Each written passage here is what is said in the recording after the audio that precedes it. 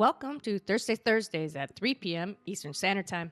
My name is Jesse Ott, the host of this podcast, which is all about beverage innovation. I talk with innovation pioneers from agriculture to glass.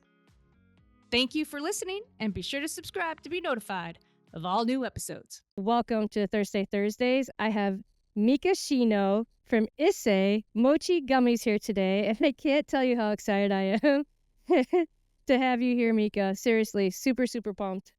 Thank you so much for having me. I'm excited to be here. Thank you, Jesse.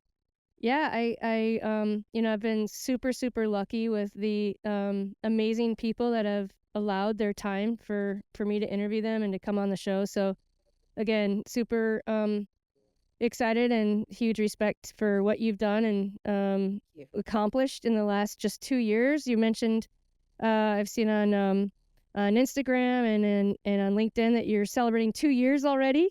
Yes, it's our birthday week, last week, birthday month, the month of September. So we're really excited and just thrilled to have survived the first 2 years. Because Yeah. it's been tough. And for a startup, I really think that that's the most difficult, is really getting started. Yeah, no, 100%, and trying to navigate something that in an industry you're not familiar with is a huge feat. So, it's a remarkable achievement, and we're gonna get into all those really fun things. Yeah. But let's start first with Mika. Where are you calling from today? So I'm calling from Bethesda, Maryland, right on the Okay. border of DC. Nice, beautiful Oh, area. I yeah. interned out there in 1996. Wow. Yeah, it was great. It was so fun. I lived in Foggy Bottom. Wow. Yeah, absolutely. In the Yeah. 90s, you look like you're like 17, so it's very hard to Yeah, comprehend. it's the lighting. It's the lighting. It takes all those wrinkles away. Yeah, no, I'll be a half century in 2 years almost. Wow. Yeah. Yeah, no spring chicken. But Me thank you. neither. I really appreciate that. That just boosted my confidence.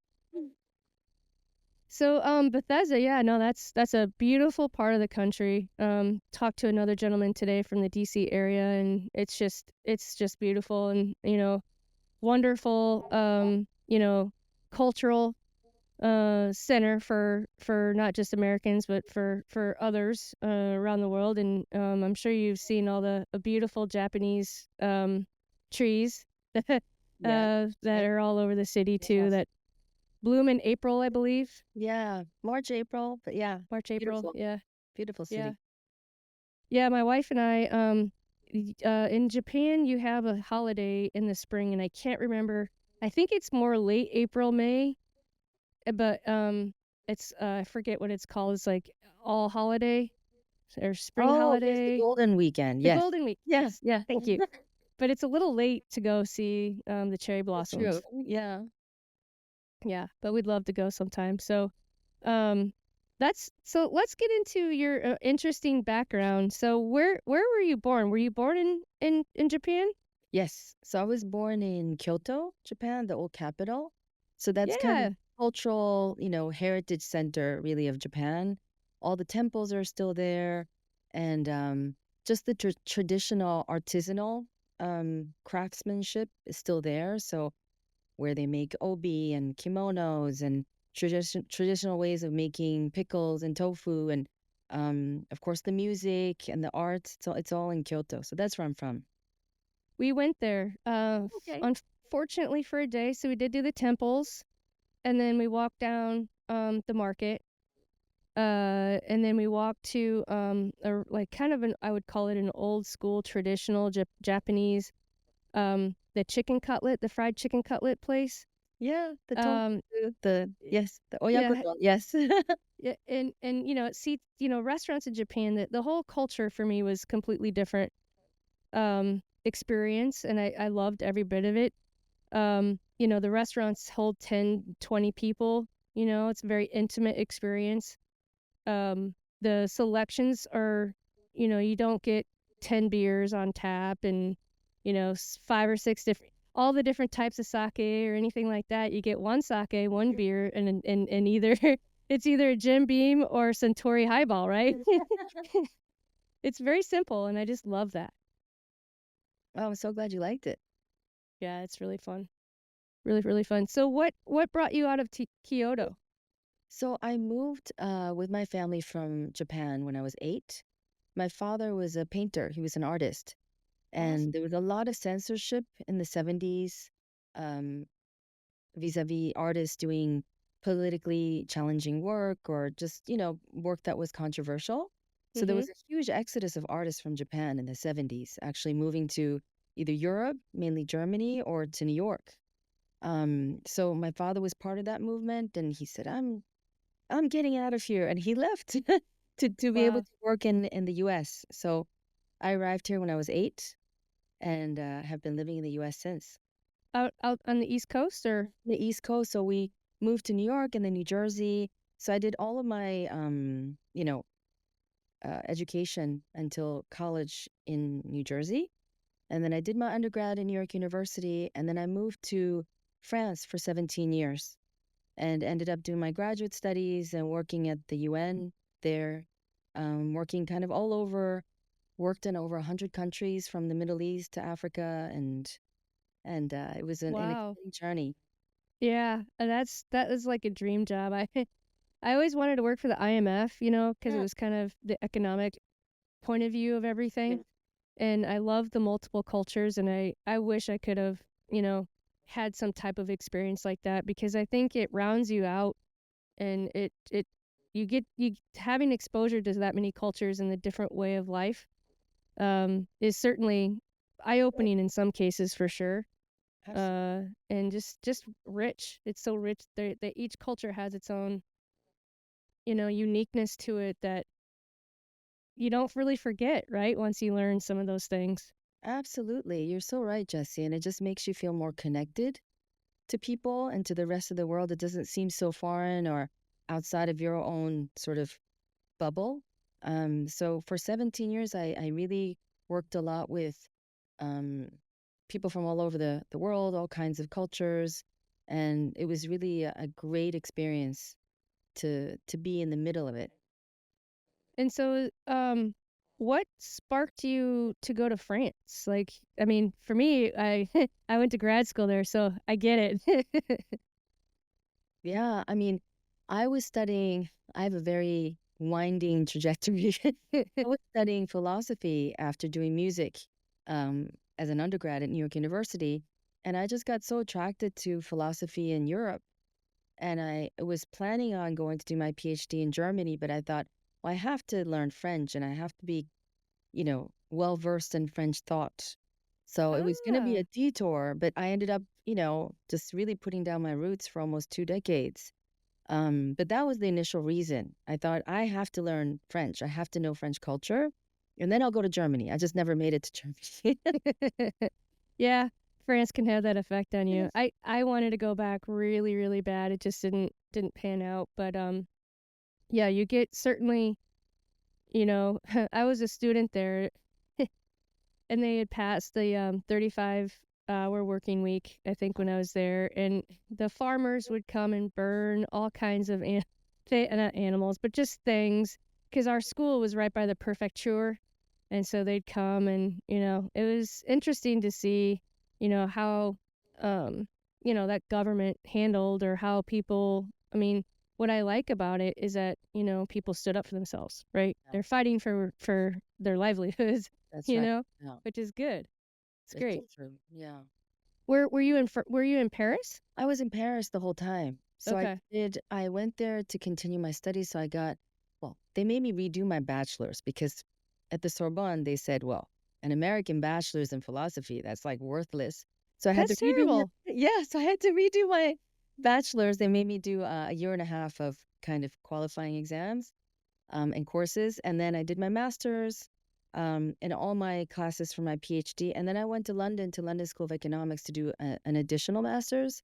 So I spent, a lot of time in academia thinking that I was going Yeah. to teach or I was going to be a professor. And I just got kind of disillusioned by the whole academic world, especially in philosophy. It was very, very severe and quite toxic, I think. Really? Yeah. That's not Yeah. a word I would associate with that. What do you mean? Well, the whole the whole sphere of philosophy is about negating what other people have said in order to position your own thesis. So Mm, when you're presenting, you have to put down everybody else who came before you in history. So it's just by definition, it's a very negative approach. You're not interesting. there cheering on, what other people have said. You just really need to put everybody else down in order to say that, well, I'm right. I have a new idea. I have a new position. So it's that's kind of the nature of that discipline, but it doesn't really fit my character actually. And it took Yeah. me a really long time to realize it. I went into philosophy because I love big ideas, big questions and existentialism and all that. So I didn't it's a very for me a life affirming quest to look for wisdom, but the actual profession of philosophy is not that, or wasn't Interesting. when I was getting out of it. Yeah, that's super interesting. Well, I think for the rest of us, we're kind of happy about that because you got into cooking, It is. right? You wrote a cookbook. There's a cookbook somewhere in there. Absolutely. I mean, I've always been obsessed with food. So even when I was working at the UN, every time we did a trip, we call it missions instead of business trips. I would always go and, work at a kitchen for a day or, you know, cook with somebody locally. I was always curious and very That's interested in so the different cool. spices and the technique and throughout Southeast Asia, Africa, Middle East. So I was always obsessed with food. I come from a family of food lovers. Back in Japan, this is like 30, 40 years ago, 50 years ago. My grandmother would only get eggs from one farmer and only get dried fish from a different fisherman. It was very specific. It was like gourmet shopping before it existed. Yeah. Well, that's always been kind of a common thread. I love to cook. I cook for my friends. That's my language of love. Same. So when I had kids, even though I was still working at the UN, I really started to focus on how food affects you, how food impacts your growth as a human being from baby to adult. So that's how I got into taking it more seriously. Yeah, and I certainly don't know what it was like to be, a kid in Japan back in the days, but yeah, we had sugar and we had different things. I don't know if high fructose corn syrup was a thing yet, but Yeah, it yeah, things yeah, things didn't seem so bad, right? We were putting sugar because we're kids, but we weren't putting that. I don't think we were putting as bad of things where you know um certainly there's a lot of causes like you were saying like ADHD or ADD or certain things that can cause that that we're finding out kind of now, not so much back then, but well we weren't even diagnosed with any such thing back then. We were just rowdy that's kids. right. That's right. Yeah. Yeah, okay, so just going back for a second, music, what kind of music, or did you play an instrument, or was it digital, or how did you get involved? Yeah, so I was always playing music since I was, 4 or 5. In Japan, all kids, they either take up violin or piano. It's kind of part of your general education. So I played piano and my brother did as well. But we learn usually classical music. As I got older, I got more interested in jazz and I just got exposed to a lot of music living in New Jersey, going out to clubs in New York. I was also dancing, so I did music videos. Oh, cool. But that's what I'm saying. My journey has been very You have a lot zigzag. of Yeah, things. I It's did a lot. it's I'm old, exciting. so I did a lot because I'm old. So I was auditioning for music videos. I did, this is in the '90s, so I did LL Cool J, Heavy D and the Boys, those music Nice. videos. I did Club MTV, but I got more and more drawn towards, poetry and music writing, philosophy. And I was fortunate enough to meet Thelonious Monk Jr. and a lot of amazing jazz musicians just being around New York. And that's how I got into music. And it's a very unusual path from jazz to music and then to the UN and philosophy. But it's been an interesting journey. Yeah, I love jazz. I was gonna ask you about your experience with France because there was such an influx of American jazz artists who went there. there's a huge cultural there to me, when you go to a music store in France, I loved it so much, and this is back in like 1999, 98, and I haven't been there in a minute. My wife reminds me all the time. I gotta get. We're trying to go next year for her 50th, but so when you go to the music section, it's completely different. And what I loved about it so much, because I'm a jazz person too, is the influx of jazz with pop and the mixes that they make with and just the natural flow of jazz in their music was so um like exciting for me, because it's not that's it's very separate here in the US. Yeah. It's, it's not this kind of crossover. And I mean, there are a few artists now that do that and do that very successfully, but not to this level. And I just thought that was really, really um a, a wonderful, warm feeling for me. And I really loved about, being in France and being in Paris. Yeah, no, you're absolutely right. I think in general in France, there's a very deep appreciation of jazz as an art form, as a legitimate art form, and it's much more pervasive, as you say. It's not an isolated genre, right? Um, so it was amazing to be in France, to work for the UN, and to be able to bring in jazz musicians um, to promote peace and dialogue. That's so 'Cause, cool. yeah, it was really an amazing experience, and I got to work with, amazing legends, Wayne Shorter, Herbie Hancock, Dang. Dee Dee Bridgewater, and it's still part of my life, and it's been such an enriching experience. Especially jazz musicians talk about, the importance of improvisation, taking an idea and improvising and figuring it out, which is so essential to business or to anything that you do. Yeah. But it's really the ethos of jazz is really very, very important, I think, more than what people realize. Can you explain a little bit more? Because I think that's really cool. Yeah, I mean, Herbie Hancock, who's a very dear friend, he's godfather to my kids. He talks about, No way. yeah, so the ethos of jazz is really about, you can't improvise in a band unless you're really open and receptive to what other people are doing. So you have to listen. You have to be in tune with what's going on. You can't be, you have to read the room, I guess is Yeah. the terminology.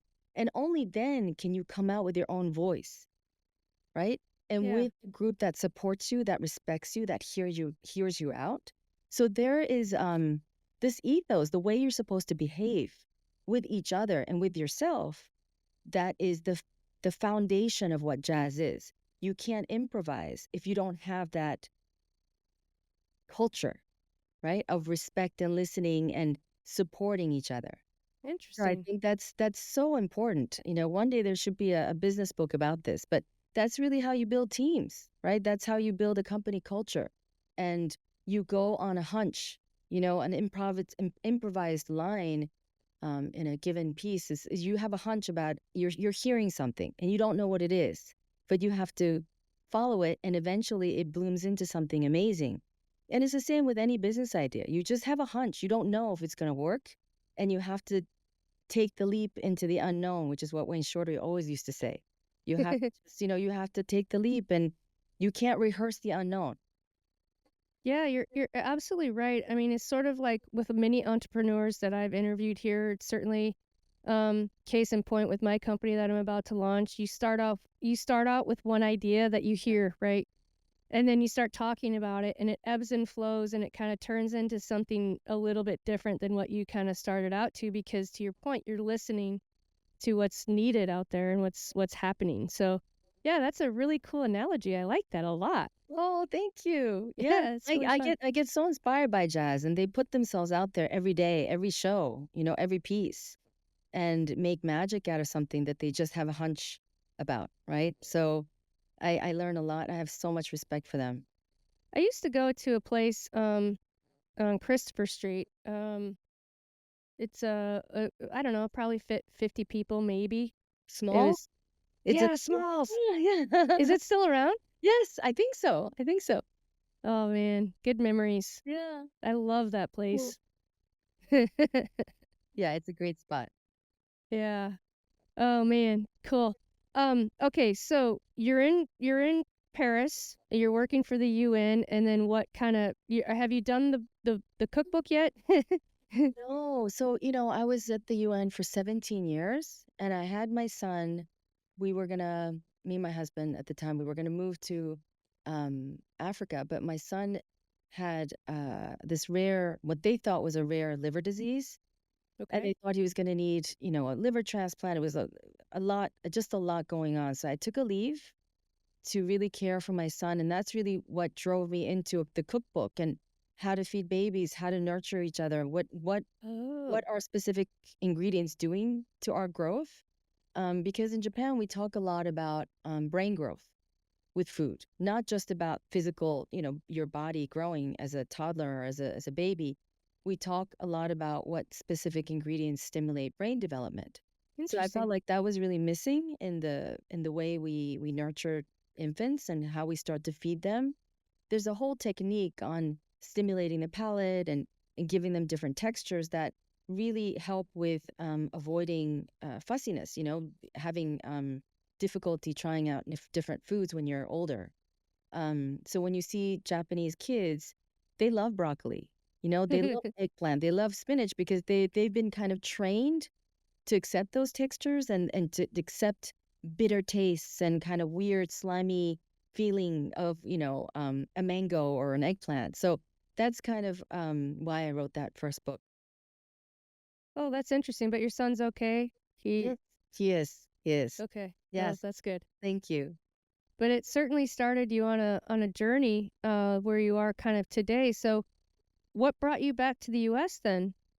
So we were in France, and I knew that I wanted to do some kind of a business.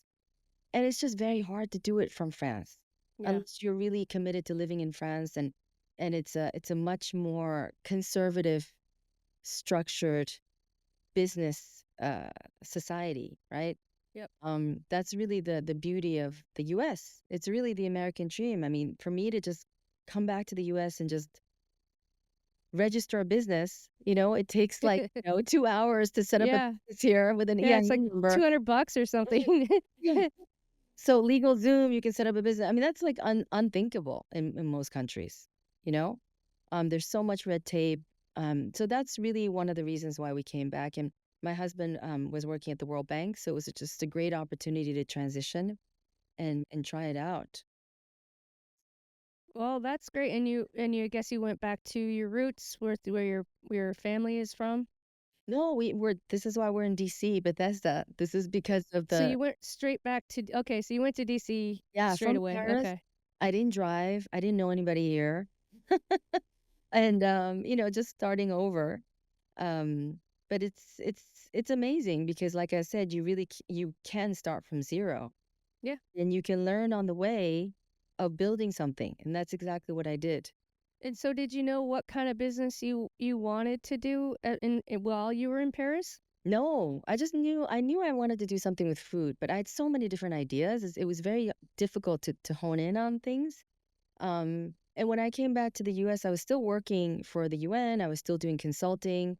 I still do. I have a consultancy firm working with Herbie Hancock and different artists with their philanthropy. So it was still something I was doing. I was also CEO of a tech firm for 6 years. So I was juggling a lot of things, raising my kids, trying to figure out when is the right time. And I think this is what a lot of entrepreneurs before starting, you don't know. There's no right time to start.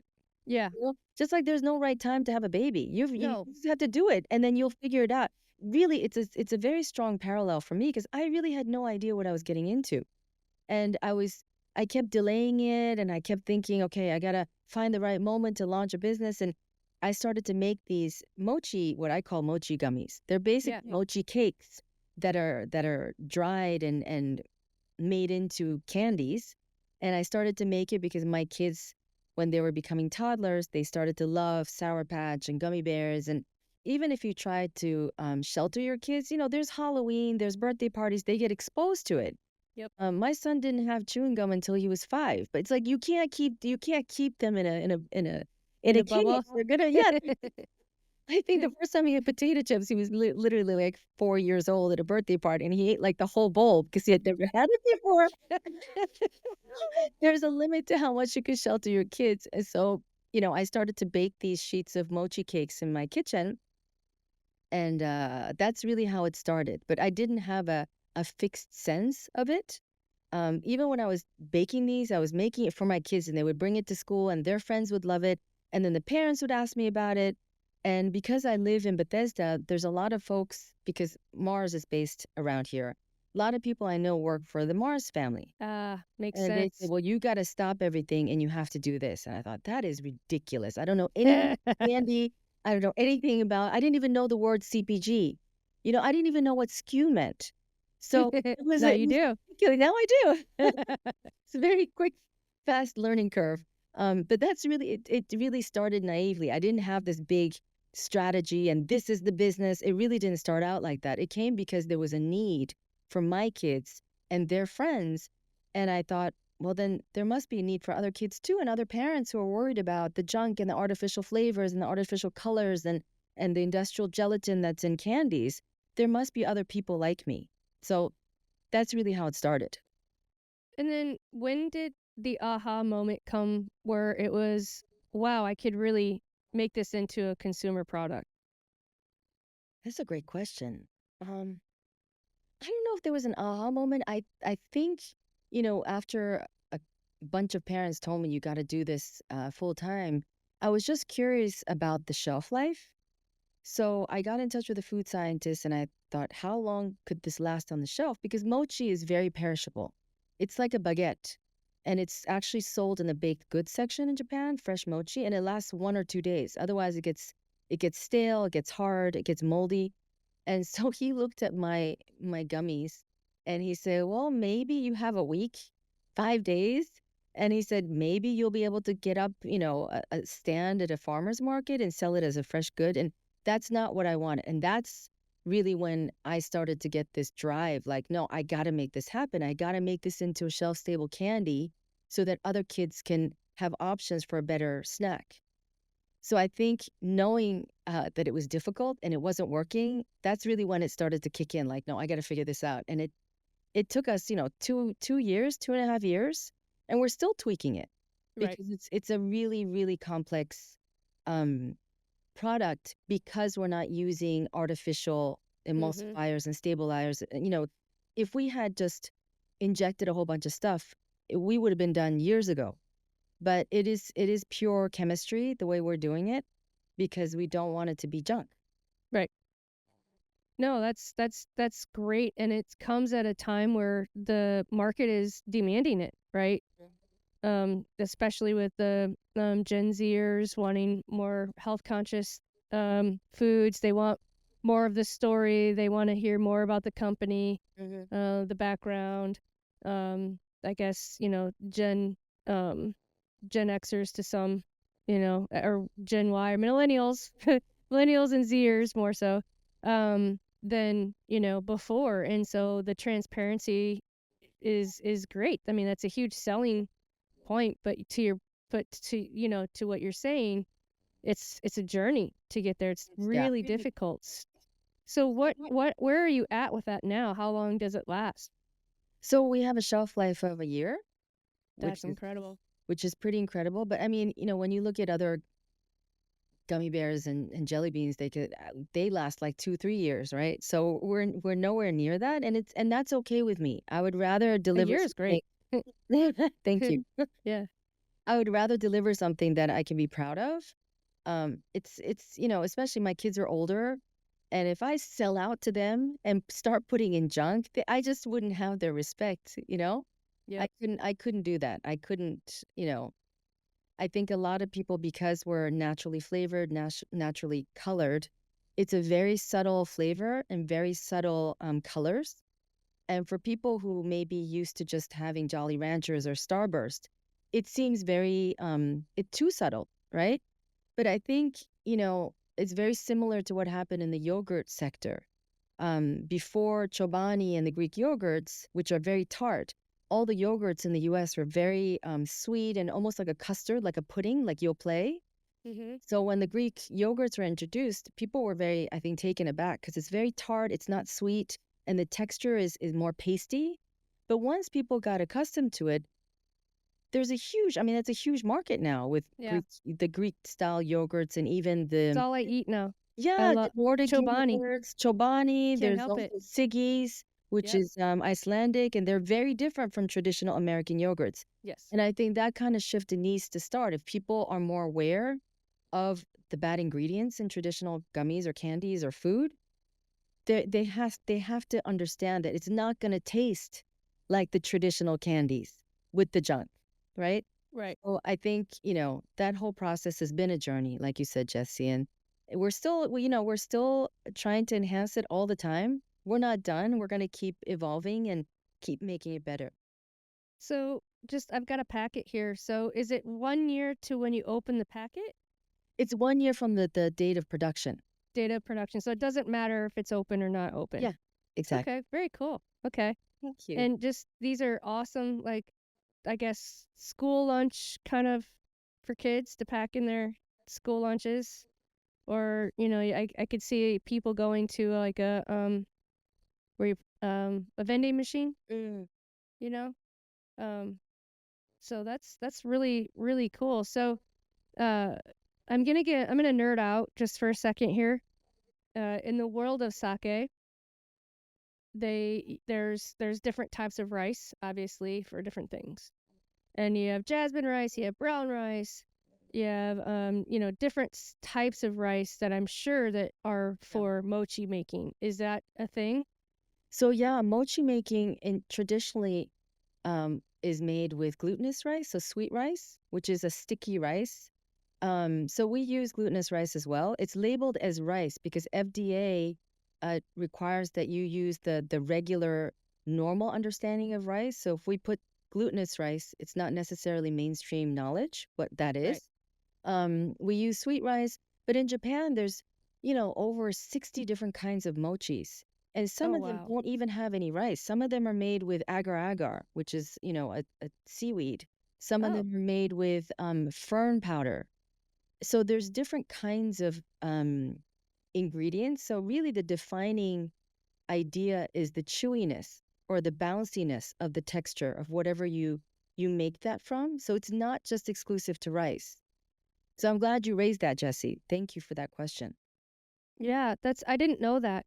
So, gluten rice. Now, gluten in the US is sort of oh, well, I'm intolerant or whatever. So, can you explain a little bit what that means Yeah, from so a non-wheat yeah, perspective? exactly. Glutinous rice just describes the stickiness of the rice. So it's a shorter grain than the regular, basmati or even regular rice. So when you cook it and you steam it, it's like a stretchy substance. So Okay. that's what we mean by glutinous rice. And this is why the FDA, and I think it's a good thing that they don't allow us to say glutinous rice because people would think, oh, does that mean that there's gluten? There's Yeah. Well, absolutely how can no this be gluten. gluten-free? So Yeah. there's absolutely no gluten. It really describes and gluten is really about the chewy, stretchy, right, wheat component. And that's what that terminology is. It's sweet rice and it's glutinous rice, but no gluten. Hmm. I wonder if people started using this in baking gluten-free goods, if it would stick together better. Yeah, absolutely. Mochi powder, rice powder, glutinous rice powder is, it can replace wheat. It can make anything, Hmm. muffins, donuts, bread.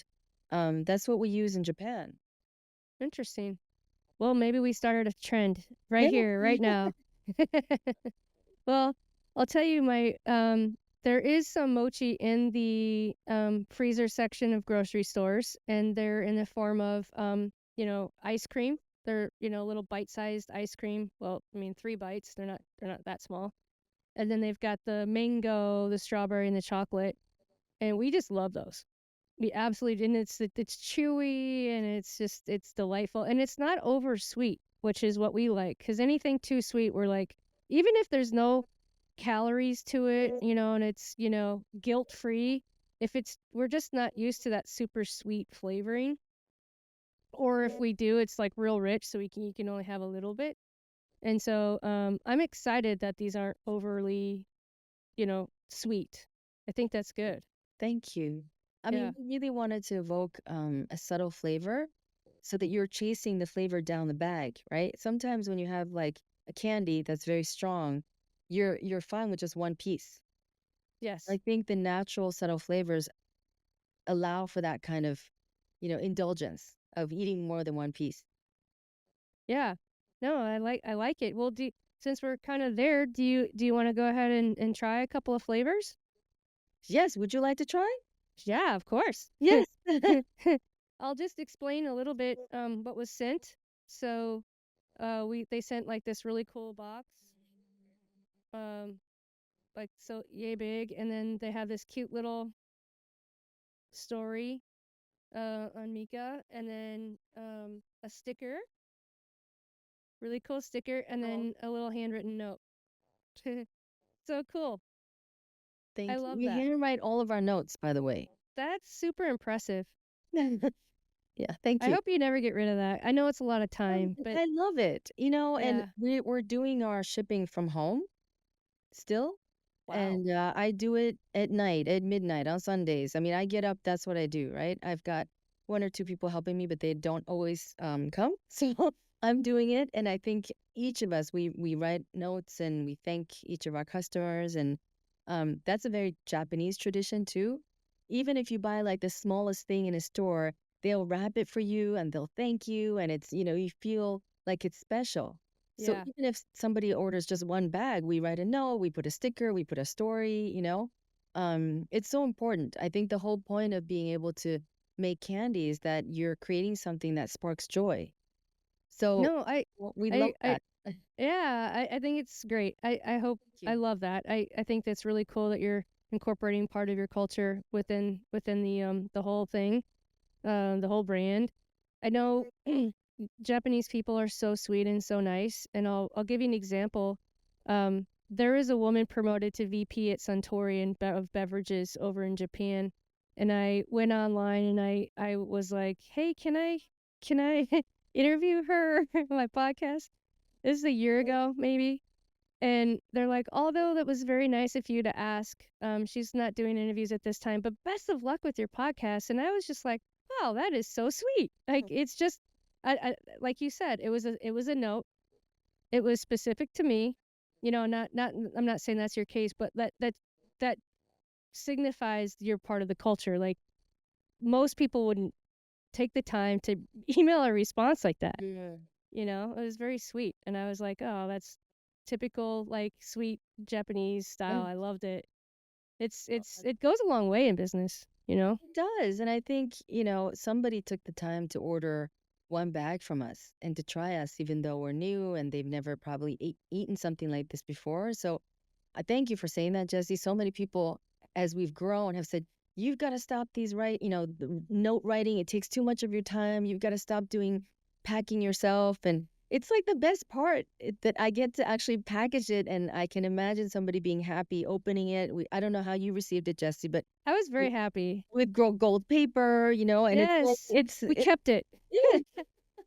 But so yes, it is extra time, but I think that's how you build brand loyalty. Yeah, and And look, I got even one of these.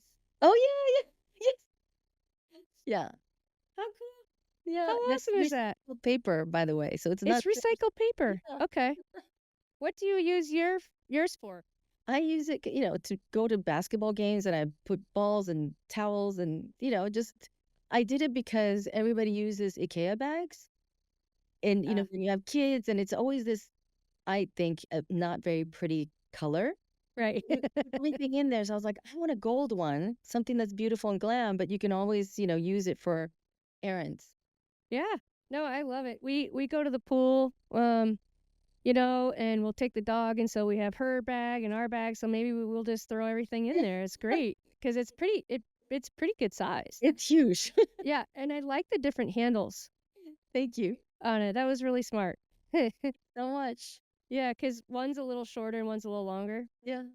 So, for people that are listening, that may not have seen that. So, okay, well, which flavor do you wanna should we start with? It's totally up to you. Well, I'm a yuzu and a mango fan. Please Those try are the like my yuzu. flavors just in general. Yeah, please try the yuzu. Yuzu. Okay. I got addicted to this flavor. Well, Beam Suntory had well, it's called Suntory now here. But they had a vodka, I think it was. And ever since I tried that flavor, I've just, oh, it was so good. And then of course it's all over in Japan. So Yeah. And actually my mother comes from Kochi, which is like the OG place of yuzu. really, That's where the most like the strongest, most perfumey yuzu comes from, the mm, most ancient vines. And so we take yuzu very seriously.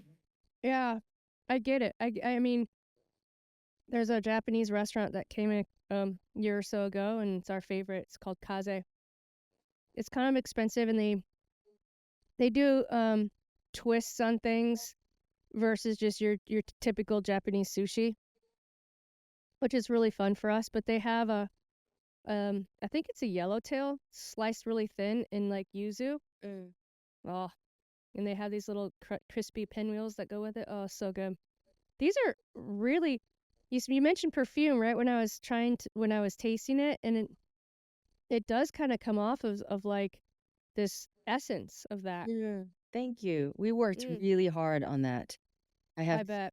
because there's a lot of yuzu flavorings in the US, but it's not coming from yuzu. It's a combination of different citrus. You can't really fake yuzu because it's such a unique Mm-hmm. profile, citrus profile. So we worked on that for a very long time actually. What was your first flavors? It was strawberry, vanilla, and mango. Mm. And we did that because we figured the idea of mochi gummies is very foreign and new. Our name, Issei, which means first generation Japanese immigrants, which is, a very foreign name. So we thought if we come out with very familiar flavors, strawberry, vanilla, mango, it wouldn't be such a stretch for consumers to try it. Mm-hmm. I think if I came out with like ube or lychee, it's like, oh my God, what is this? It's mochi, ube. It's just it's too much. Mm. That mango tastes like you're eating a mango. Oh, thank you so much. So I love mango sticky rice. In fact, I have some in the fridge, and it's just yeah, it's really those are fantastic. This is Oh, like seriously high quality. thank you. Yeah. So let's get back Oh, to you're making this. me tear up. Oh, I'm Oh, sorry. no, that's Well, great. Thank you. okay, yeah, no, it's really truly amazing. So let's get back to okay. So you had this drive where you're like, okay, I know I can figure out how to make this shelf life last a little longer.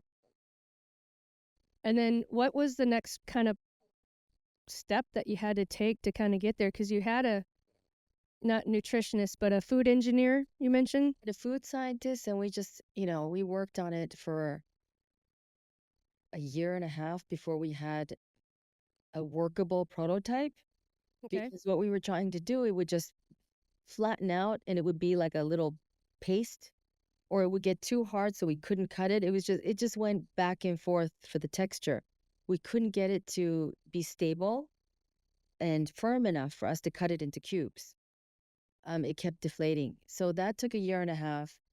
And in the meanwhile, I kept telling anybody I met through him or through just random people, like, okay, I'm gonna launch with Whole Foods. And the people that I spoke to really kind of scoffed and laughed at me, like, literally, like, who does she think she is? She's not gonna launch with Whole Foods. Because you have to, be in mom and pop shops like 100 in order to prove sales for a big retailer like that to give Right. shelf space.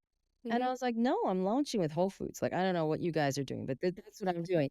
That's And so great. I found out, and I didn't know any of this. I didn't even know how to get in. Like, what do you do, right? Do you call? Do you show up? Um, and there is obviously the reset where all these supermarkets they have a window of opportunity for brands to submit their prototypes to see if that they could be included in the next resetting of the shelves. So I found this out, and we just got a prototype together, and I found out who the the buyer's name was.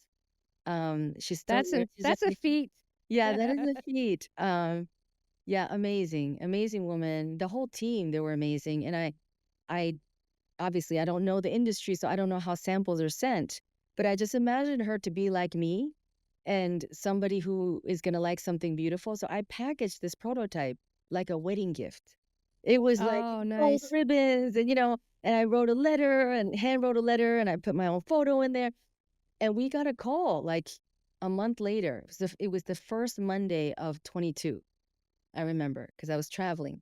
And they said, "Well, we've been trying to get in touch with you. Did you get our emails?" I said, "No, I've been on vacation." They said, "We want a meeting with you right away." And I said, "Okay, can you wait until next week? Because I'm not home." Then, "No, we got to do it this week." So that was our first conversation. That was my first call ever with anybody in the industry. And they said, It's and by the way, they had to come find you. "I know." They had sent That's me emails. incredible. I need to interview that person. Just an amazing team with just a visionary team who saw the potential in my really not great prototype. They were not perfect at all. The packaging, the foil that you see today, it was illegible. It was really like not there at all. But they said, "This is an elevated product. We would love to launch you exclusively. Can you do national?" And I thought, oh my God, I don't even have a facility to make, like, I thought I could be in one store. And I said, "Yeah, sure, I can do national." Of course I can. And they said, "Okay, we'll get back to you." And they got back to me in a month. They said, "Okay, we're going to give you 4 regions. There's 5 regions in Whole Foods, 4 regions, 170 stores. Wow. Because once you go national, there's a lot of fee for slotting fees and promotions, and it becomes like exponential, the amount of money that you have to invest in order to get on the shelf. So True. this way I was still in 4 regions and, I can still do things on a reduced cost. But it was, yeah, an amazing, amazing team. Ali Huxthausen and Ian Cook, Abby Apple. I mean, I still talk to them today, and they really were the ones who gave us the opportunity, who saw the potential. Yeah, and that's just, the MVP, the minimum viable product. I mean, it's the same with my platform, I just had to go, okay, I have enough. Let's roll with it, and people that are visionaries can, or people that um, you know, see what the potential is, Yeah. they don't they'll run with it, you Yeah. know? But you got to find those people, You right? got to find those Doesn't people. matter how amazing your product is or your business is, if people don't get it, if it doesn't resonate with them, it's not going to go anywhere. So I was very, very lucky to meet that team that was the only reset I proposed to. That is a 1 in a million bucket right there. You took the shot. That is so cool. So, you kind of mentioned that team. Is there other people that you'd want to mention that kind of are mentors that helped you along this process? Yeah. I mean, so many. I think, timing is everything. Maybe Yeah. if I launched this 10, 15 years ago, there would not have been this kind of acceptance. But everybody in the industry, they've been so welcoming and enthusiastic and supportive. And we didn't have any brokers, so we didn't go the traditional route. We just went directly to the buyers. And it was overwhelming how kind everybody was, and they were ready to answer my stupid questions, very basic, stupid, silly, ignorant questions. And just so many people, all of the buyers, the team at Albertsons, at Raley's, at Walmart. The fact that we're in 2,500 stores, it's really the decision of every single one of these people. um and it's that's really what's made us. So you had an exclusive with Whole Foods after that, and then other chains kind of got wind of what the product was, and you were able to kind of go to them, or did they come to you? Did you go to them? Did you have to get kind of a sales team at that point? No, we don't have a sales team. I have one amazing VP of sales who joined me just 3 months ago. Mark Wow. Allen, amazing. But we were lucky because the very first expo we did, Expo West, was 6 months after we launched. And after we launched at Whole Foods, we had tons of manufacturing problems. We got custom equipment, it didn't work. We were bleeding money because every time you run a test, it's thousands of dollars. We were bleeding ingredients, and it's just I was really afraid that we were gonna actually go bankrupt. So we kept doing this from September to March, That's a long and time. yeah, it's a very long time to be worried constantly about money. And just consulting food scientists all over the world, trying to figure out how to. Nobody had done this before. Right. And then finally, after just weeks and weeks and weeks, and I'm talking like Christmas Day, Christmas Eve, New Year's Day, and we did not take a single day off. Um, we finally cracked the code. It was 2 weeks before Expo West, and I had already registered. And I was thinking, I can't afford to go. I'm going to have to pull out. I can't fly the team there. The team, it was just me. And I was going to bring my yoga instructor and just a motley crew of people to help me man the booth. And we cracked the code a week before. And I went Wow. to Expo West thinking if I could get like one supermarket in Japan or somewhere to take us, that would really help us with, growth. It was like the most incredible event of our company. We were nominated in the Nexty. We were finalists for the Nexty Award. Um, we became the top 5 pick of Albertsons.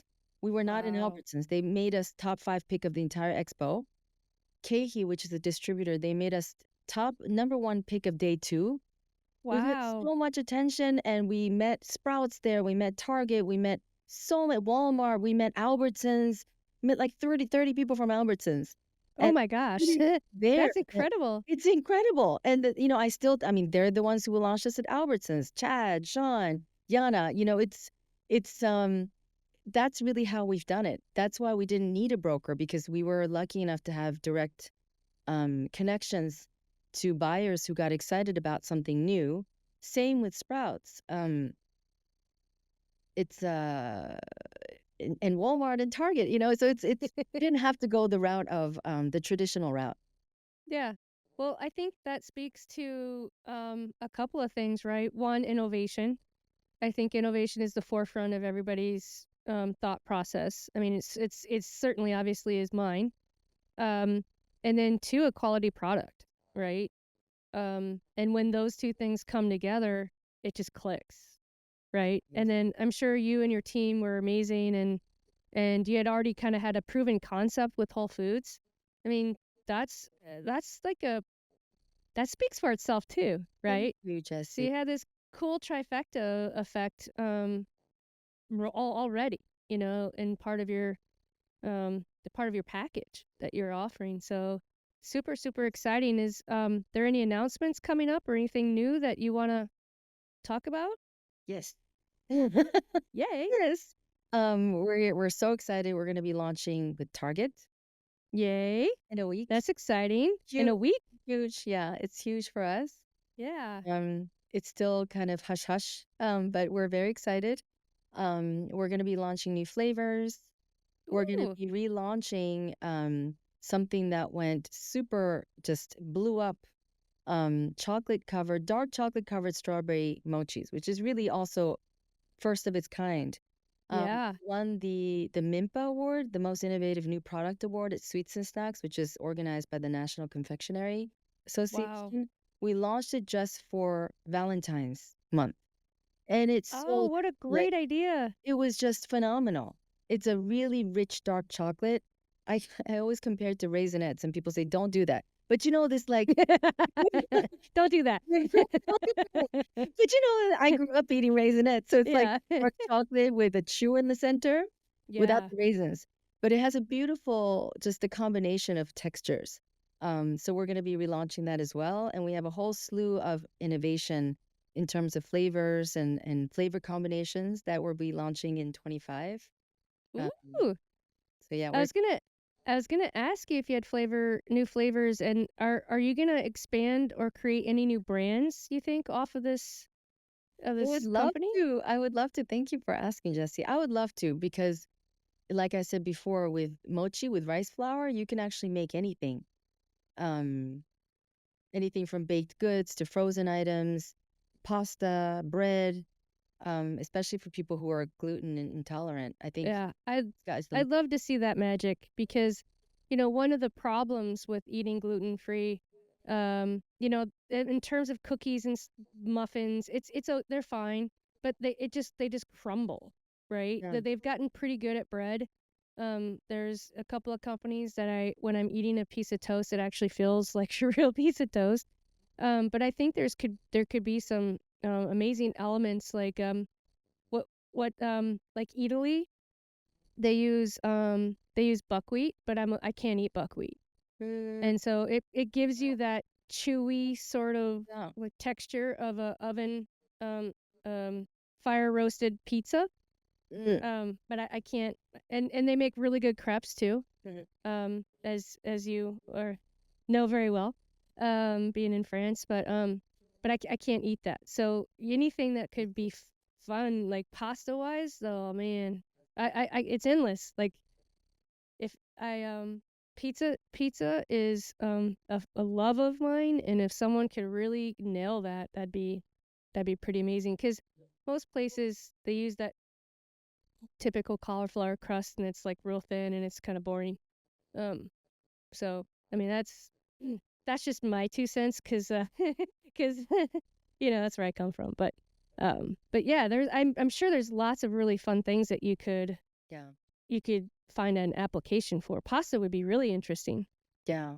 And we have kind of what we call rice cakes. It's pasta-ish, but they're doughy, like macaronis that's made of mochi. Oh. It's super chewy.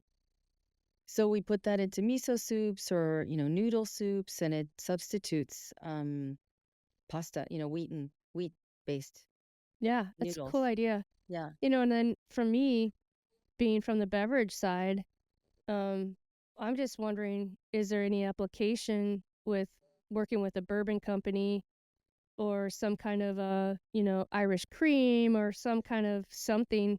You mentioned Valentine's Day. That would be, like if you had bourbon and chocolate, something. I know that that's gonna be hard and it's a long way out, but it just, I love in that. terms of just brainstorming ideas, that's where my brain goes, of I love course. that. Those You are know, great ideas, Jesse. yeah, we could do some cross promotions. Yes, absolutely. Yeah, yeah. My market is the military, so if that's of interest, we can certainly try to do that because I've got some great bourbons, and maybe we could do a cross promotion and have the gummies on the on the little stack out and do a Yeah, little. Yeah, that'd be fun. so cool. Yeah, I'd love that. Here we are, talking new business lines already. It's fun.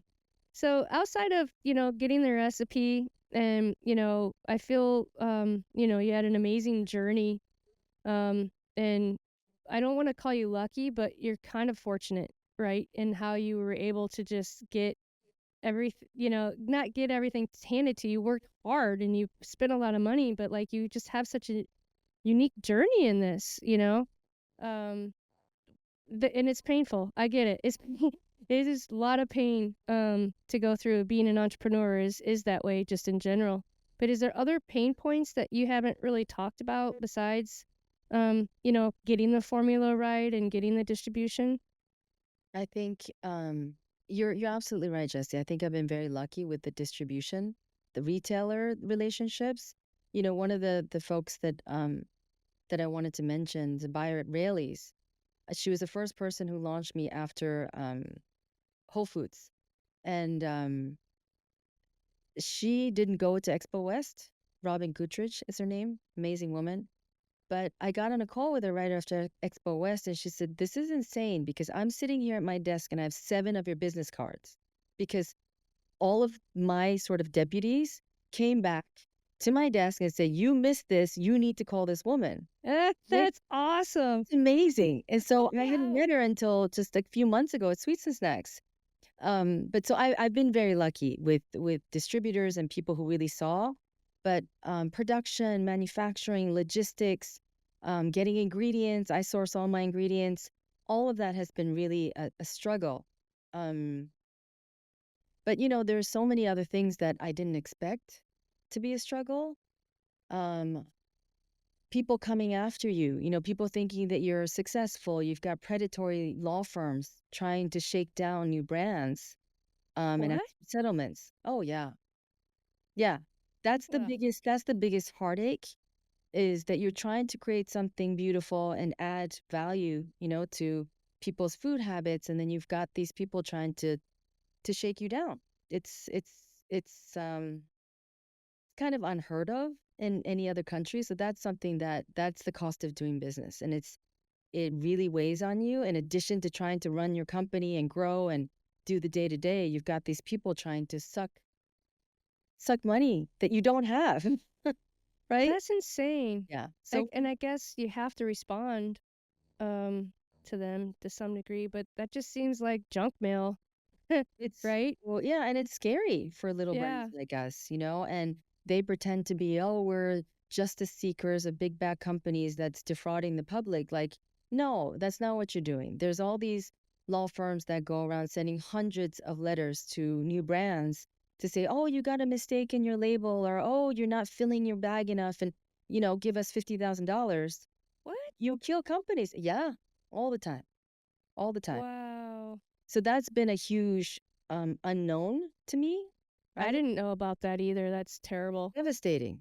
Yeah. Yeah. That's terrible. So How they get that power? attorneys have a lot of power in this country. Yeah, that's true. Jesse, can I just get a plug? Because I'm saying low battery on Oh my yeah, screen. of Well, I'm course. so sorry. Hold on a No, second. no, you're good. You're good. 2 seconds. I'm gonna eat some more yuzu. Mm.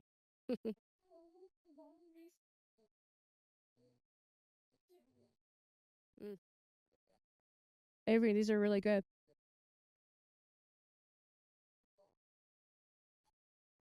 Mm-hmm. I bet.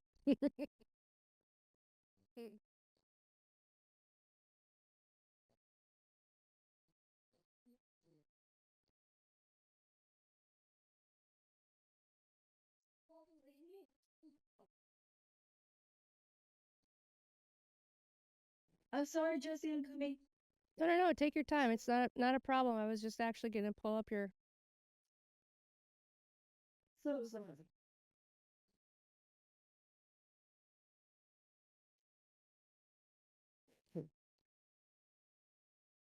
I did not expect that to be so low. Okay, is that working? Okay, sorry. No, no, no. You're all good. Um. Okay. So outside of that, is there anything else that you kind of want to touch on, or you feel like that's kind of rounds up your major pain points? It's such a great podcast, Jesse. Thank you for the thoughtful questions. Yeah, of course. I'm so happy you came on. I can't tell you how excited I am, and you should ask my wife how excited I am. Oh, well, thank you so much. I'm gonna send you guys some more. Okay, great. I'll send them to military buyers if you want, Yes, and absolutely. we'll do something there. That'd be kind of fun. Um, so you've kind of talked about your outlook just a little bit. When it comes to you got some new flavors for 2025.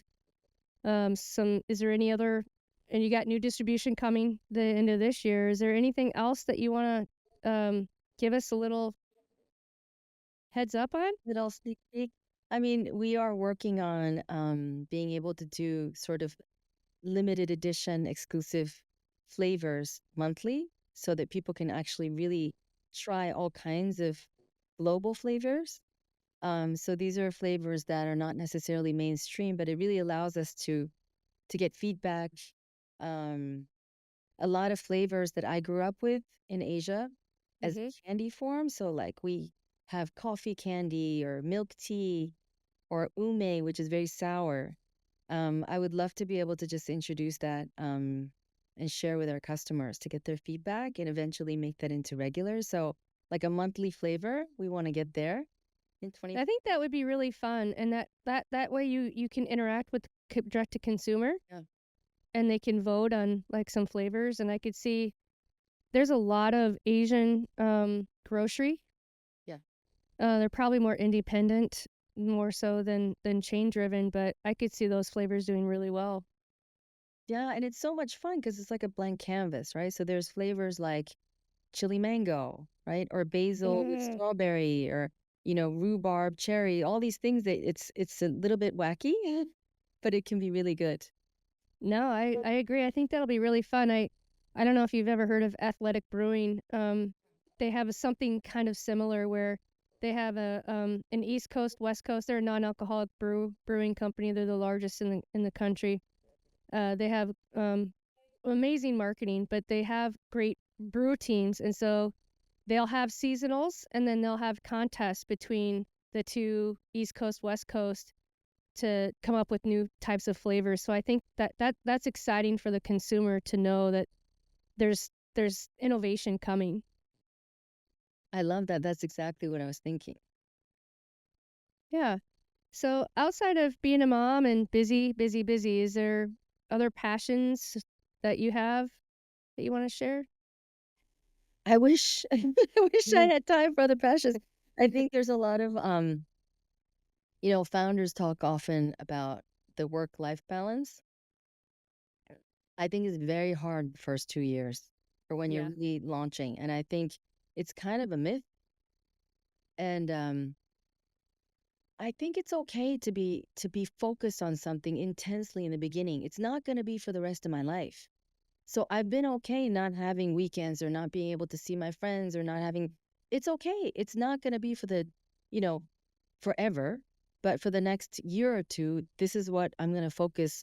It's, besides my kids, I'm going to focus all my energy on. But so I really haven't been able to do the things that I love to do, like travel and, I love to do dinner parties and cook, going to museums. I really, really haven't done any of it. And I think it's okay. I'm 52. I've done a lot of things that I love to do in my life. And Yeah. okay, it's like preparing for the bar, you're in exam time. It's like you have to focus. You have Yep. to prioritize this. And once it gets to a stage where it can crawl by itself or walk, I think then you can take a little bit more time for yourself. But I'm not there yet. No, I get it. I've been in this kind of mode for a couple years myself, and I don't even remember the day. I mean, you have kids, so that helps you stay on track. But it's every day is the same for me. You get up and you work. I mean, I'm trying to be better, taking some time off because you got to. But you have to put that time in, especially when it's just you making it go. So no, I think you're right. It is really a challenge, certainly at the beginning. Yeah. Yeah. And I think, a lot of founders do talk about this. Oh, you need more work. And I work-life balance. And I think it's true, but it's I think in due time.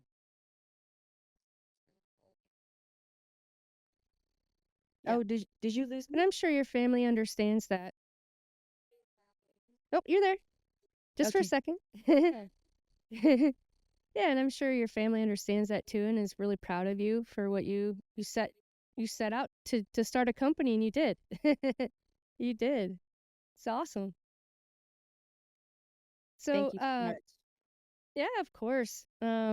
So Mika, you have a lot of awards. You've received a lot of accolades here in the last few months. Most recently, maybe not most recently because they keep coming in. But do you want to talk about your female founders list that was on the Inc? You're on the cover of Inc magazine, which is really, really cool with 4 other founders. So do you want to kind of talk about how that came into play and what kind of effect that has on you as a person and as a founder? It was a total surprise. I mean, it was a complete shock. Oh, sorry, I was cut off. Did you hear me?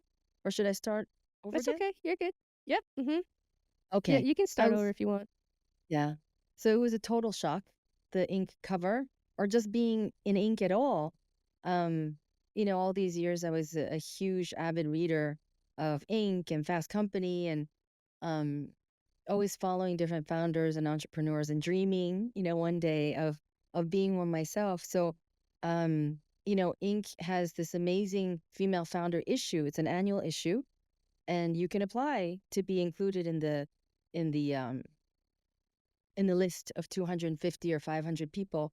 So I applied thinking, okay, whatever. I applied for everything because I didn't have a budget for PR or marketing. So my strategy was apply for every single award. Smart. It doesn't matter if it's the retired, community members association of the library. Like, it's an award and it'll get you press. So I was very, very adamant about applying for everything that was out there because, again, I didn't have any other marketing, budget. I love So I it. applied to this one and I applied to a bunch, and you forget about it because it's like 4 months afterwards that they get back to you. Um, but again, similar to Whole Foods, I got an email, I got a message on LinkedIn with the journalist and the editor saying, "Hey, we've been trying to reach you. We wrote to you twice on your email. We want to feature you on the cover. Like, I think you might be interested, but we didn't hear back from you." So I missed their email too. But it was completely Again. unexpected. Again. Again, read your emails. But they got back to me and you're going to be on the cover with Katy Perry and Billie Jean King and all these amazing people. And I was like, why me? Why? You know? It was completely unexpected. And then in addition to that, they put me as number 2 on the list of 250 women. And this is with like Wow. Natalie Portman and, you know, uh, just amazing people, designers, engineers, chemists. Um, I have no idea why. I still don't know why they put me there. But I'm They very picked you grateful. because you're you and what you're doing, for Thank sure. you. Thank you. I mean, I think one of the reasons, the issue is about resilience, and they were trying to curate stories of people who overcame just incredible, challenges. And not that mine was life-threatening, but it really wasn't an easy road. We went through the whole timeline of all of the challenges and, financial, logistic, manufacturing, all kinds of things. And I guess they thought that the story was strong enough to 100%. to overcome them to survive. But it's been it was great. The shoot was great. The whole team was great. And I because bet. I connected to Fast Company, so I just did a panel for their innovation festival last week. Oh, fun. Yeah, so amazing, amazing team. Yeah. Wow. That's incredible. Well, starting a product such as something where you have to go through such big retailers and in our industry too, it's extremely difficult. There's so much innovation to even get distributed by a distributor in a state is so hard that there's been innovation in that area so that you don't even have to have a distributor. You can go online and connect to buyers by yourself now because it's so hard. So what you accomplished is like one in a million. And maybe I'm wrong because I don't know the food industry as well as I know the beverage side. And my podcast was originally beverage, but there's so much I love I love both of them so much and there's so much going on this side that I don't want to miss out, such as your story. And I think it's like you said, it's been 2 years and you've made it. You've done it. You've got the distribution in these big major retailers. So, I think that is, um, you know, cover worthy, in a huge story. I mean, you're not a Katy Perry with 50 million followers on this channel and that channel and concerts and you know what I mean? So I think that's a huge feat what you've been able to accomplish in 2 years. So seriously, congratulations, and that's just such an amazing story, and thank you for letting me tell it. No, thank you so much. I'm tearing up now. Yeah, me too. Didn't know I needed Kleenexes for this one.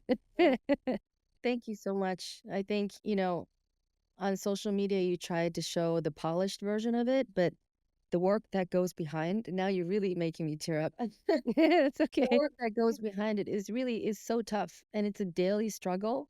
It's a grind. Yeah, it is. It's a grind, and there's problems every single day.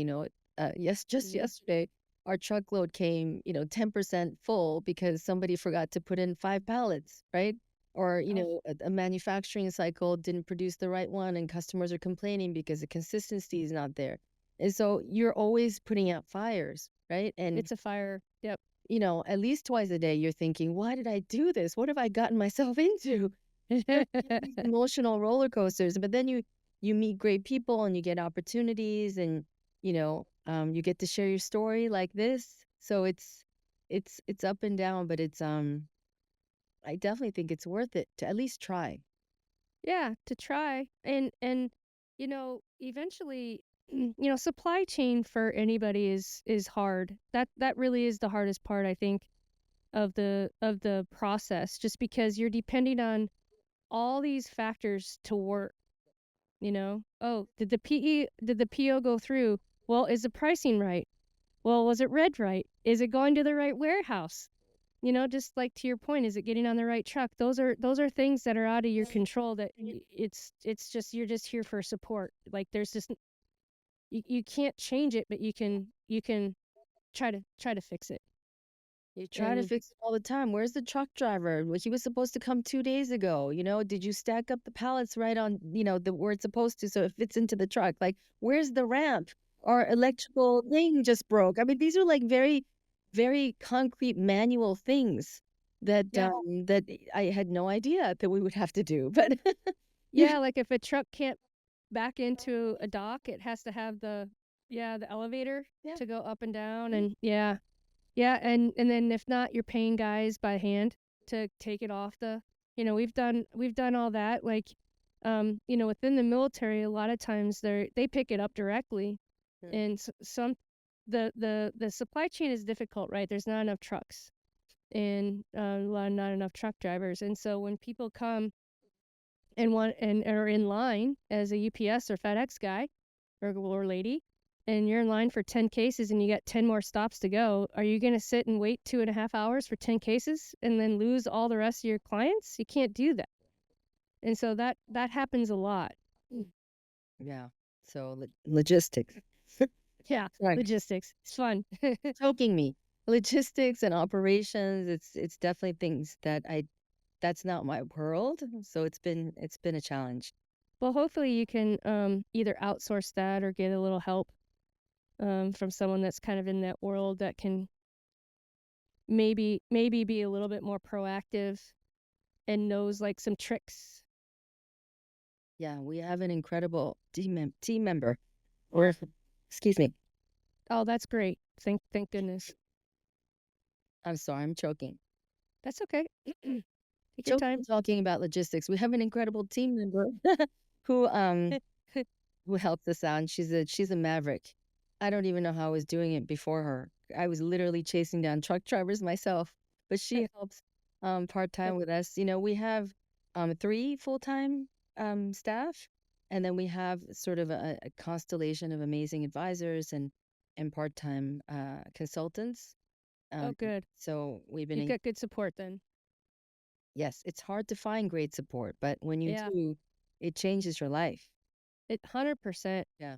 Yeah, I've been, Avery I just met her this week, and I need help with the editing because, one episode could take 10 to 15 hours between, editing it from short or from, A to Z, getting the shorts, and then posting it everywhere. There's a lot of words. There's Yeah. a lot of formatting. There's, So there's I designed the album work, which is that's all fun for me because I'm kind of creative like that. I'm not the greatest at it. I'm not trained at it, but I love it. It's fun.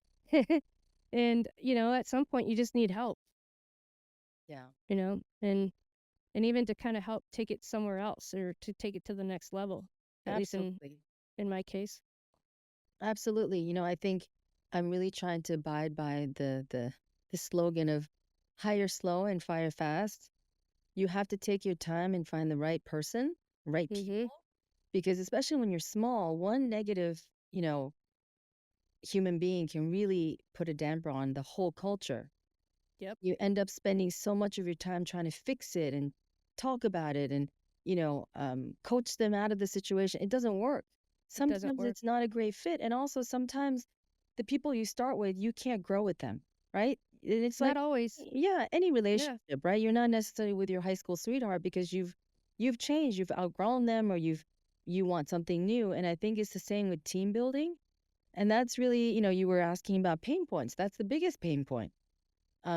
Is building a great team, and one of the aims that I have is not just producing great product that's new and that's innovative, but also creating a fun, inspiring culture that people love to work in. I've worked in a lot of toxic environments.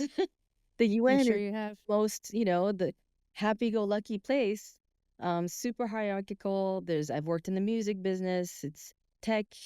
I do believe that you can be a kind and compassionate and fun leader and create a culture where people are happy and they Yep. feel inspired and they feel empowered. Yep. Yeah, as I grow my company, those are things I'm excited to be a CEO. I mean, and not the word, but just to build a company and to empower people, because it's not happening out there. If you've had that experience, I feel like you're more lucky than the norm, right? And I just feel there's when was the last time an employee was asked, well, what do you want to do? How can we help facilitate you to get to where you want to be? And I don't know if companies are afraid of asking that question, but they need to help people grow. And I think that's really important part, like to your point of being a leader, is allowing that space Yeah. and allowing them to come to you with ideas. And um, that doesn't happen. Doesn't always happen. So I like that.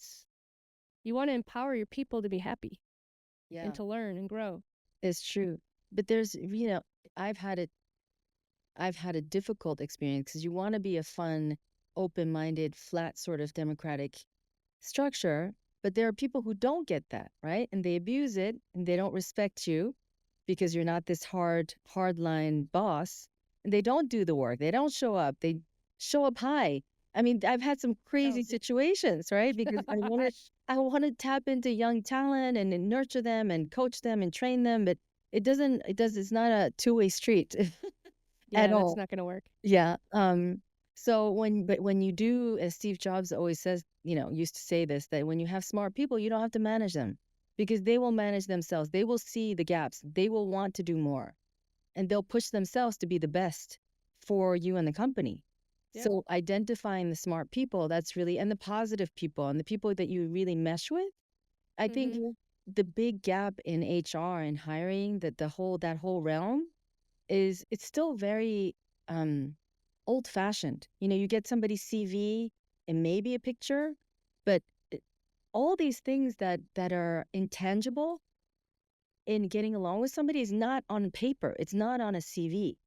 It doesn't really matter what It's school not they on went paper. to or what they Mm-mm. studied. I think these things like, hey, do you listen to heavy metal? What do you do on the weekends? Like your vibe means so much, especially a startup, because you're sitting in the same room together a lot of times, right?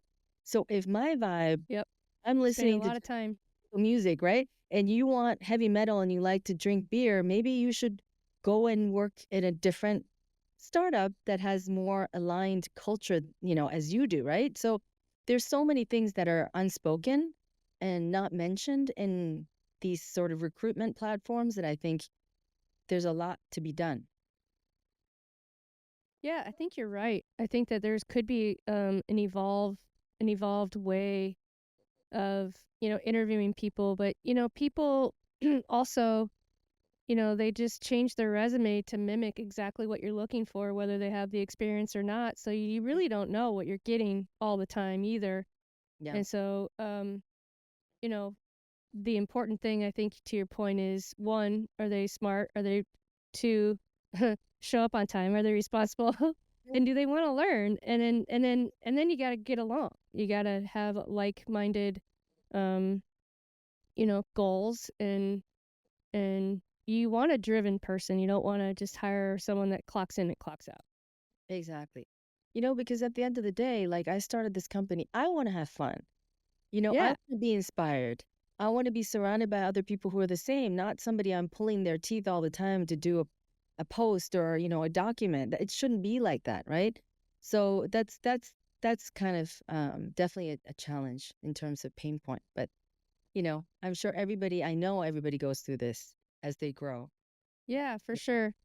I remember, and I'll make this really quick, but I love podcasts. I listen to them a lot, and I was gonna open a restaurant at some point, probably like half the country. Because you have an idea, and well, I have like a gazillion ideas, but so I was listening to some restaurant podcasts of owners and operators that have been very successful, and this particular owner had a hard time firing people, but there was this one person that was just causing a toxic environment.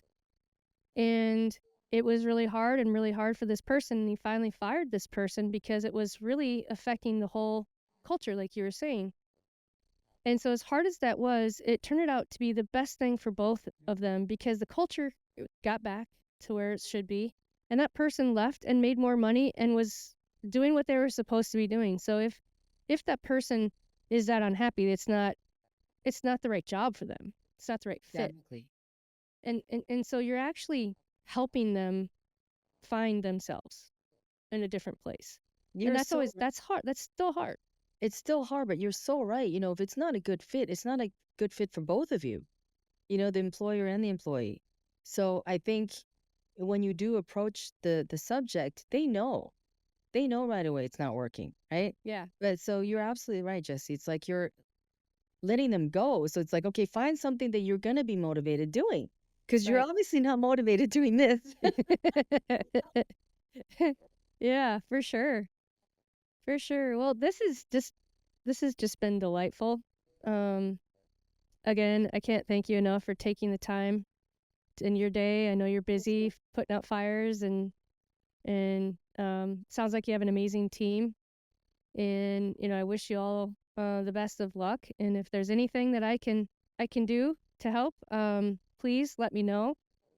I'm here to, that's kind of I'll send you my my media kit so you can kind of understand how my platforms help to build brands because I think it's really important and I think what I love about this platform is I get to tell people's stories through their own words and help inspire hopefully somebody else. So with that in mind, do you have any words of wisdom or message for people that are out there trying to, start something different and new and innovative?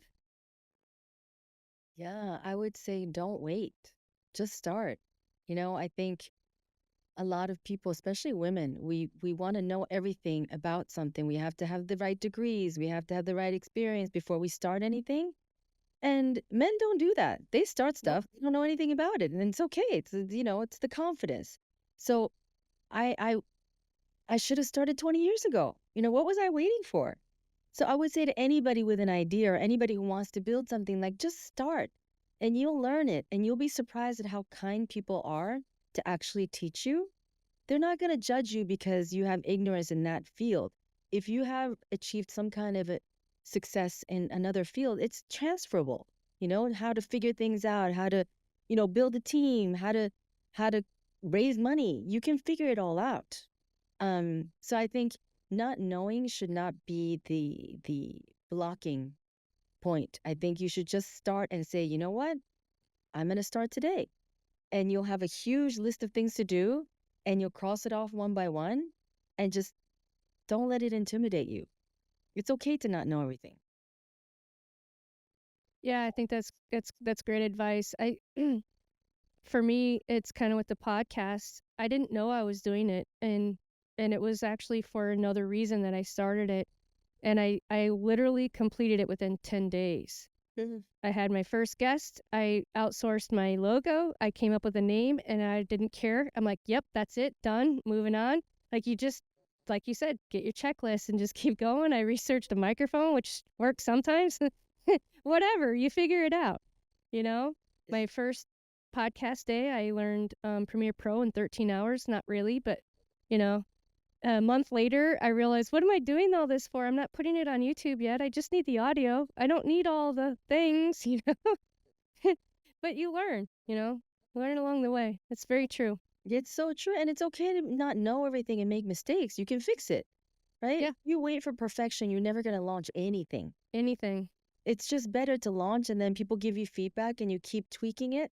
I think that's really, but it's being intimidated. It's the fear, right, of Yeah. failure, and it's the lack of confidence to say it's okay. You know what? I'm gonna do this. It's okay if I don't know anything about it. Yeah, Oh, no, I was oh, just thinking about no. this morning about how the whole lean in movement came through and men are promoted on potential and women are promoted based on experience. And I think that's really true. And that's we're programmed, right? We're programmed for this. Yeah, That's how we were programmed. And so we got to unwire all that thinking, and that takes time. absolutely. And I think we do it to ourselves too. I know I Yeah. did it to myself. I felt like, oh, let me go intern in some company or let me learn with a food industry, expert or whatever. You always doubt yourself. So Yep. I really definitely inhibited myself. It really was when I reached a point where, you know what, I need to do something for myself. I can't keep taking directives from people that I don't necessarily agree with, right? And you get this, I had this surge of like, okay, it's now or never. I'm 50. I got to start something now. Um, so Yeah. yeah, there's time That's for awesome. it. Yeah. Thank you so much, Jesse. Yeah. No, It's I if amazing. I yeah, if I ever get out to DC, I'll guess I'll ping Carrie Yes, ping Carrie or please. something. Maybe we could go have dinner or something. My wife has never been there. Hey. And so I'm hoping to we live in Orlando part-time, and so Allegiant's 10 minutes from our house. So for us to pop up the East Coast is super easy. And so her mom is going through some health challenges at the moment, so we don't know if we'll have time to go over to Europe this next year, so we might just take little puddle jumpers and hop up and down the East Coast, go to Quebec or something fun. And so if that happens, I'll be sure to reach out. Yes, please do. No, thank you so much for having me. Thank you for the opportunity. It's been such a pleasure to get to know you and to talk about these ideas. Thank you so much for having me. Yeah, no, 100%. Well, I'm gonna wave goodbye because I have I Yes. don't know, probably 50 more questions I'd love to ask you, but I will let you go. So much, Jesse. You bet. Produced by Fedora J Productions.